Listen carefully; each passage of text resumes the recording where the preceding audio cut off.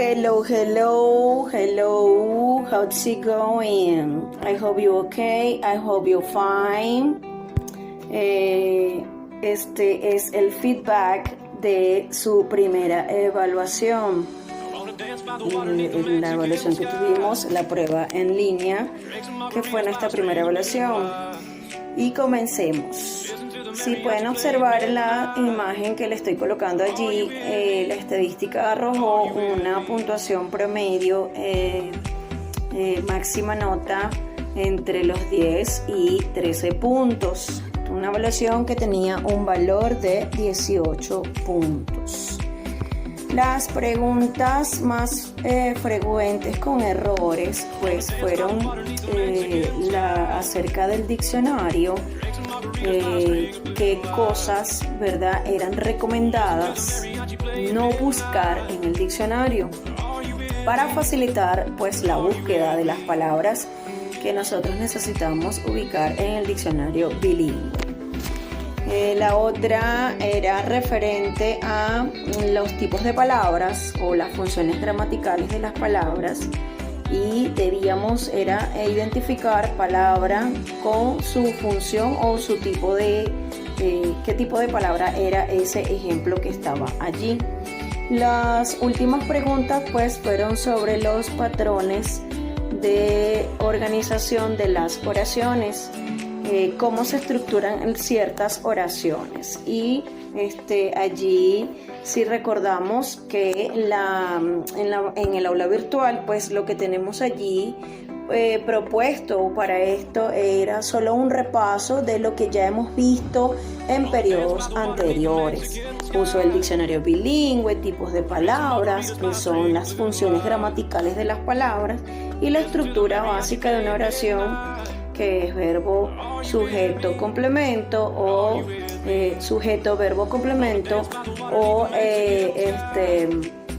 sujeto, verbo, objeto. Esa estructura ya es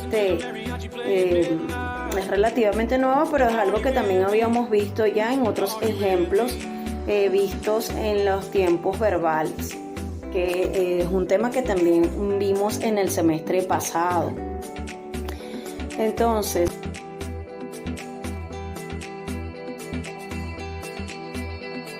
¿qué es lo que no debemos buscar en un diccionario? Palabras compuestas, ¿verdad? Palabras que están unidas, como palabras que tienen ing al final, o palabras que se unen. Esas palabras no las vamos a conseguir en un diccionario. No buscar palabras en tiempo pasado o participio pasado, porque eso es un tiempo verbal, y tampoco buscar palabras con sufijos o prefijos. Las palabras que vamos a encontrar en un diccionario siempre van a ser palabras en forma infinitiva o en su forma pura. Eso es lo que vamos a conseguir cuando busquemos en un diccionario. Además de eso, debemos recordar los tipos de palabras, ¿verdad? Los nombres o sustantivos, como su propia palabra lo dice, son los nombres. Todos los nombres de las cosas o cualquier nombre se ubica en el renglón de los sustantivos, ¿verdad? Como Peter, Venezuela, mesa, libro, y era lo que debíamos ubicar allí en esa pregunta. Recordemos, los pronombres son palabras que sustituyen los nombres. Para no nombrar de nuevo a Pedro decimos he, para no nombrar de nuevo a María decimos she, para no nombrar a Pedro y a María juntos decimos they, y así sucesivamente. El uso de cada pronombre es para sustituir el nombre de una persona o incluso de una cosa. Los verbos son palabras que indican acciones. Cualquier acción pues se ubica en el tipo de palabra que son los verbos, como jugar, estar, comer, estudiar, dormir, etc. Los determinadores son pronombres demostrativos. Pueden ser los artículos como el, la, los, pronombres posesivos también, que nos ayudan a sustituir cosas que hemos dicho anteriormente.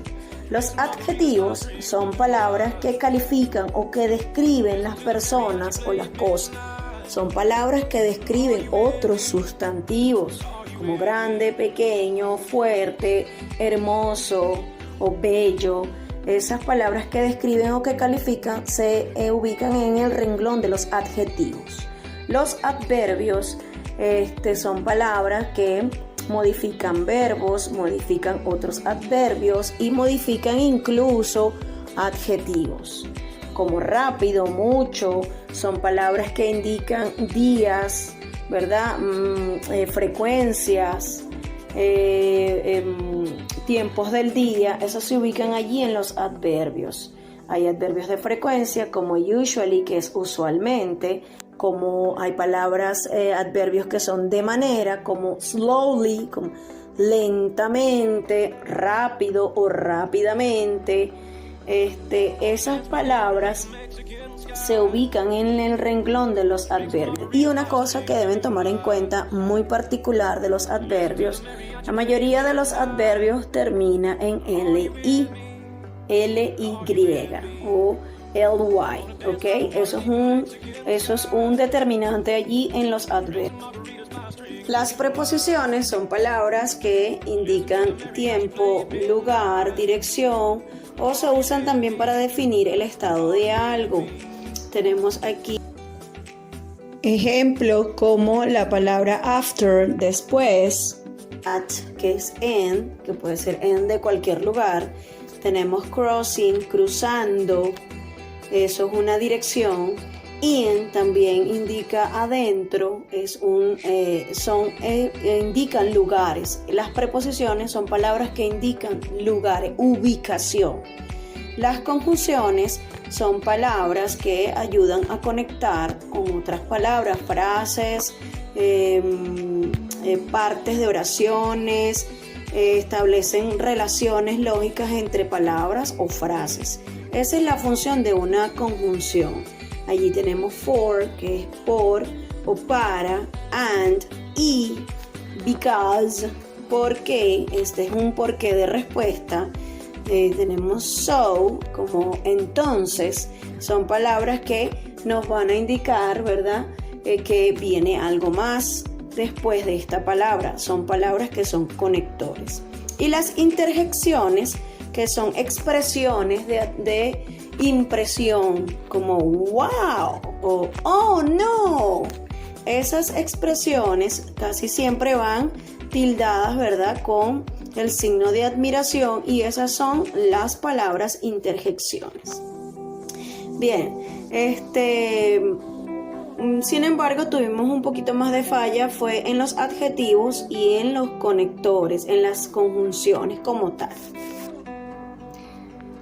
Referente a los patrones de organización de la oración, lo que debíamos hacer allí era leer la oración y identificar cuáles eran los elementos que conformaban esa oración. Si era sujeto, verbo, objeto, si era sujeto, verbo, adverbio, objeto, adverbio. Era lo único que debían hacer allí, marcar cuáles eran los elementos que conformaban esa oración como tal. Bien, dicho esto, les quiero recomendar que refresquen esos conocimientos, que sé que ustedes lo saben, solo hay que refrescarlos cada tanto. Si usted, después de esta información y después de haber leído de nuevo los contenidos, se considera en capacidad de repetir esa evaluación para subir esa calificación, pues yo les sugiero que la hagan. Están con la disposición de hacerlo, pues sí, yo les permito que lo hagan para que ustedes suban esa calificación. Y bueno, les deseo mucho éxito a cada uno de ustedes.